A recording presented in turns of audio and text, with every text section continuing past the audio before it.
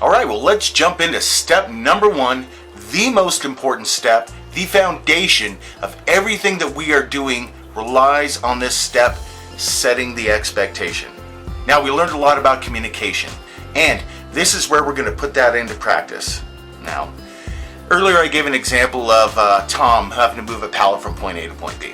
So I'm going to run you through how I would do this. First of all, I approach Tom. Hey Tom, I need you to stop what you're doing real quick and then move that pallet from point A to point B right over there. Shouldn't take you more than about 15 minutes. John's going to come and pick it up in a little bit, so we've got to have it ready for him. Any questions? No? Excellent. Thank you very much. I appreciate it. Now, what did I do there? A couple different things. I set an expectation that I wanted Tom to move a pallet from point A to point B. Okay? I also made it measurable. And this is critical, key. Anytime you can get an ounce of measurability into your expectation, it's only going to help you further down the line once we get into steps 2 and 3.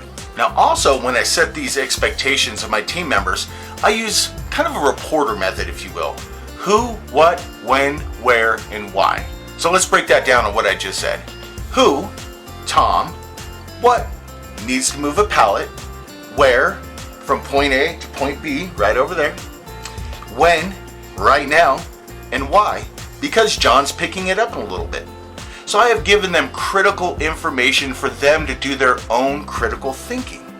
Now this is key because you are trying to get the buy-off from your team member, all right? You want them invested in this. You want them to know why they're doing this, when to do this. You are giving them expectations, but you are also giving them knowledge.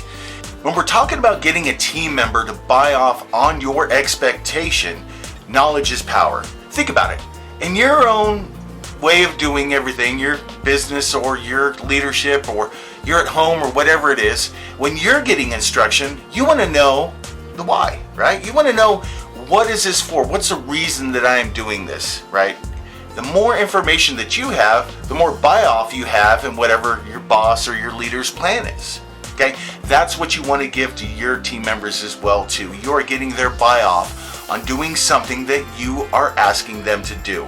You are setting an expectation. You want them to buy off on that expectation and why it is so important. Now, one thing I need you to understand and remember is you can only hold someone to their highest standards, not your highest standards. Now, what does that mean?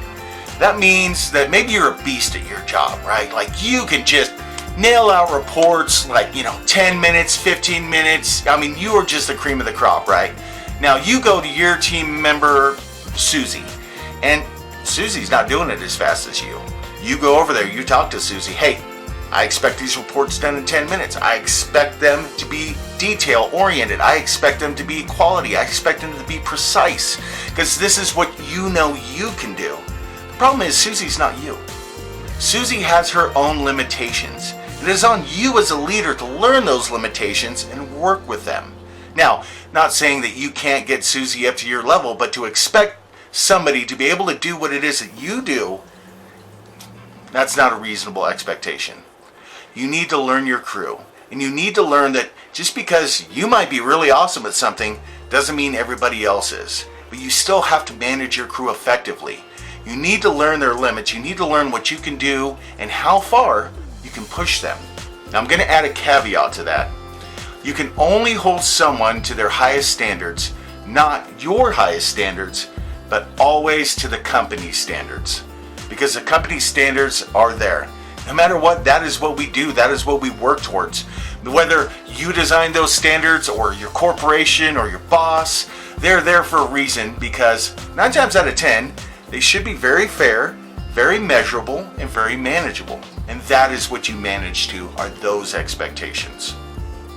Now, we've talked a lot about setting expectations, what that means, how to do it effectively. But really break this down and think about, how am I setting my expectations with my team members? Am I following the who, what, when, where, why? Are they measurable? Are they effective? Am I communicating clearly? Am I getting their buy-off? These are all the tools of an effective leader. And obviously, step number 1.